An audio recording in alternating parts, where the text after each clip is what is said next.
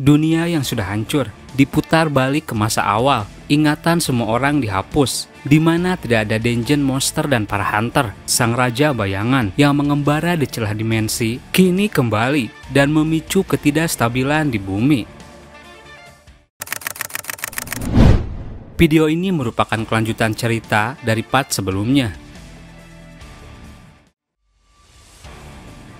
Sung Jinwoo yang kembali ke bumi memulai kehidupan normalnya dengan menjadi anak sekolah.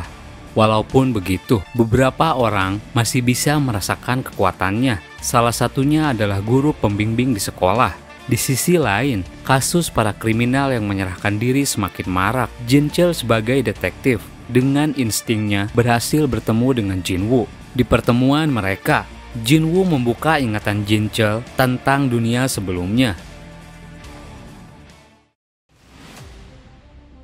Beberapa waktu berlalu, di akhir April, di sebuah padang gurun bebatuan, seorang turis melihat sesuatu yang aneh di langit.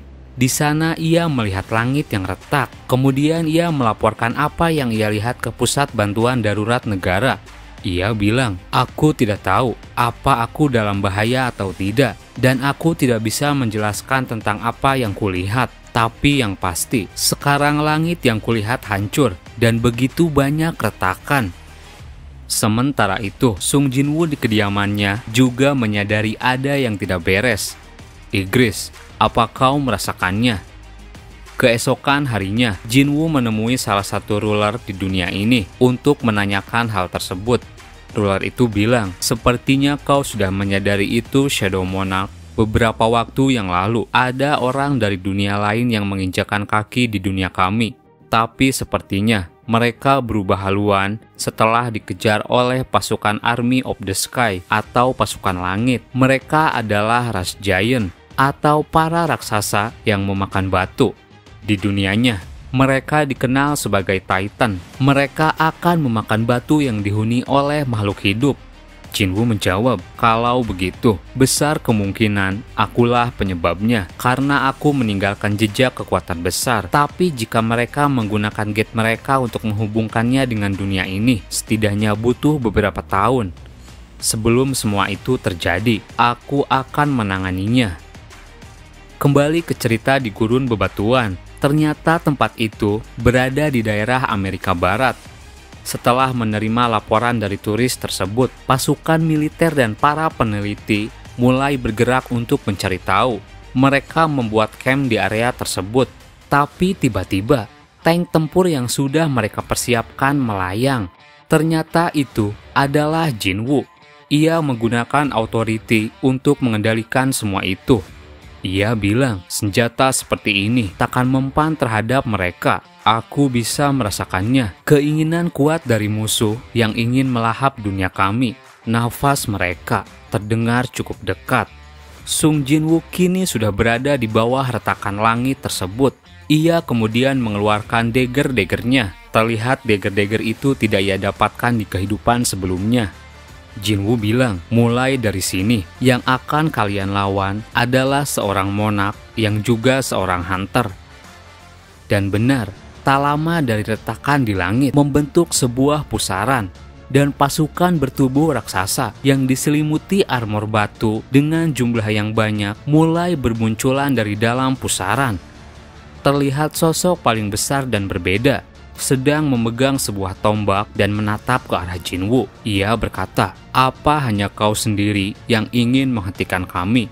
Jinwoo menjawab, "Pasukan Titan, apa aku terlihat sendiri di matamu?"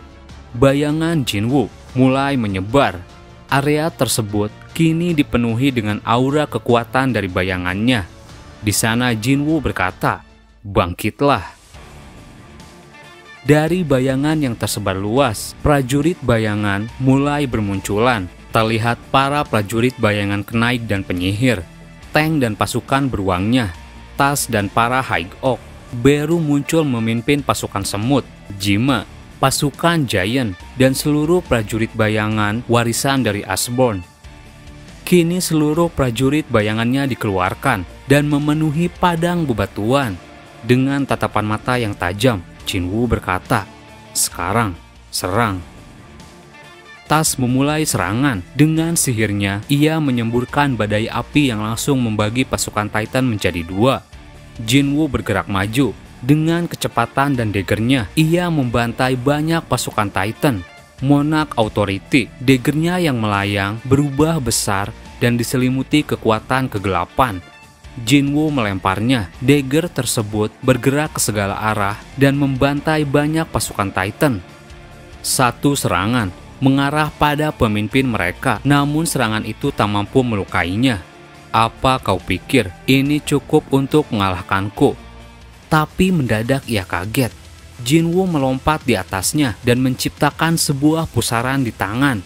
Tangannya yang terluka mulai bereaksi dan berubah menjadi tangan raksasa yang diselimuti kekuatan yang besar. Di sana, Jinwoo langsung menghantam tubuh pemimpin para Titan. Ledakan besar terjadi. Dari kepulan asap, sorot mata yang tajam berkata, jadi planet ini punya entitas yang lumayan kuat. Namun faktanya, kalian harus membesarkan tubuh kalian untuk memaksimalkan kekuatan. Tapi sebaliknya, kami para Titan mengecilkan tubuh untuk bertarung dengan kekuatan penuh. Pemimpin Titan tersebut, kini tubuhnya mengecil dengan aura kekuatan besar yang terpancar. Tapi sebelum ia menyerang, Belion dengan pedang cambuknya berhasil menebas kepala Titan tersebut. Bayangan naga langsung memakan tubuhnya. Para prajurit bayangan melakukan pertarungan sengit dengan pasukan Titan. Hingga pada akhirnya, prajurit bayangan berhasil mengalahkan mereka.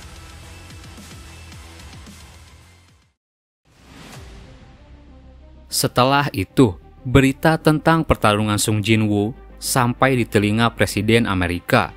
Makhluk yang aneh keluar dari retakan di langit. Apa kami mampu merahasiakan hal segila ini pada dunia? Rapat darurat dilakukan. Ternyata tanpa disadari Sung Jinwoo, pertarungannya telah direkam oleh drone dari pasukan militer yang ada di sana. Sontak para peserta rapat kaget. Kejadian macam apa itu? Apa pemuda itu orang Asia?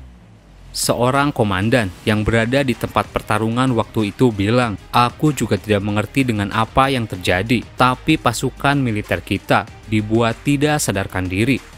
Presiden bilang, apa FBI dan CIA bisa menemukan identitas pria itu? Seseorang menjawab, kalau kita bicara soal realistis, dia bisa ditemukan. Tapi kalau semua itu tidak realistis, aku punya solusi lain. Madam Norma Selner, aku akan menghubunginya. Ternyata orang itu adalah David Brenna, di mana ia dulunya seorang ketua Biro Hunter Dunia dan sekarang dia menjadi direktur dari CIA. Kembali ke cerita Sung Jinwoo, di hari itu merupakan hari kualifikasi turnamen lari siswa tingkat nasional. Jinwoo dan para seniornya bersiap melakukan tanding. Tapi saat memasuki stadium, mendadak Sung Jinwoo kaget karena di sana ia melihat Kim Chul, di mana di kehidupan sebelumnya dia adalah salah satu prajurit bayangannya yang bernama Iron. Kim Chul menatap balik ke arah Jinwoo dan tiba-tiba ia langsung keringat dingin. Dalam hatinya bilang, aku tidak mengerti kenapa tubuhku tiba-tiba mendapatkan dorongan yang sangat kuat untuk berlutut di depannya. Apa aku takut dengan bocah itu? Ia yang tak mengerti dengan perasaannya lalu memberanikan diri menatap Jinwoo dari dekat. Bocah, aku ingin bicara denganmu. Ikutlah denganku. Kim Chul membawa Jinwoo ke tempat yang sepi. Para bayangan lain menyapa. Hei, Iron kembali. Selamat datang Iron. Dan lagi, tiba-tiba Kim Chul menangis. Kemudian ia jatuh gemetaran. Jinwoo dalam hatinya bilang, Kim Chul bukan lagi seorang prajurit bayangan. Aku tak perlu memperpanjang hubunganku dengannya. Kim Chul yang tertunduk bilang, tunggu, aku tidak mengerti dengan apa yang terjadi. Tapi apa mungkin ini disebut cinta? Mendadak Jinwoo syok. Di sana Jinwoo lalu menghipnotis Kim Chul.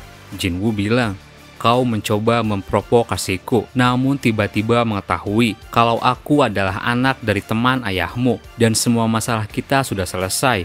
Mulai sekarang, kau akan berhenti bersikap kasar. Kim Chul sadar kembali. Ia tak mengerti dengan apa yang sudah terjadi. Jinwoo sambil pergi bilang, "Kau adalah pria yang berjuang untuk melindungi dunia ini. Jadi banggalah pada dirimu sendiri." Cerita berpindah kembali ke Amerika. David langsung menemui kediaman Norma Selner. Sambil ngopi, mereka mulai bicara. Selner bilang, "Sudah kubilang, aku bukan orang yang mengetahui masa depan. Aku hanya mengambil sedikit bagian dari masa lalu sebagai jawaban. Aku sudah tahu kau ingin menanyakan identitas seseorang yang di video itu, bukan? Tapi maaf, aku takkan memberitahukan apapun padamu tentang orang itu. Tapi yang harus kau tahu, hal seperti itu bukan pertama kalinya terjadi di bumi." Sontak ia kaget. "Jadi maksudmu, itu pernah terjadi di masa lalu? Bagaimana umat manusia menghadapi monster-monster itu?" Tak banyak yang mereka bicarakan. Sambil mengantar David pergi, Norma Selner bilang lagi, "Aku bisa menjamin pria itu tidak akan membahayakan kita." "Baiklah, aku percaya pada Anda karena Anda bilang mengenalnya." Norma yang ditemani seorang anak kecil lalu memberikan sebuah kue kering untuk dibawa pulang. Tapi David menolak itu. Seseorang datang, memakan kue tersebut dan bilang, "Aku tak suka dengan pria itu. Apa kau ingin aku memberinya pelajaran?" Ternyata itu adalah Thomas Andre. Selner bilang, "Jangan lakukan masalah lagi jika kau tidak ingin didiskualifikasi sebagai petarung." "Baiklah, karena kau adalah penyelamatku dari kecelakaan itu. Aku berterima kasih. Tapi aku masih penasaran, kenapa waktu itu kau menyelamatkanku?"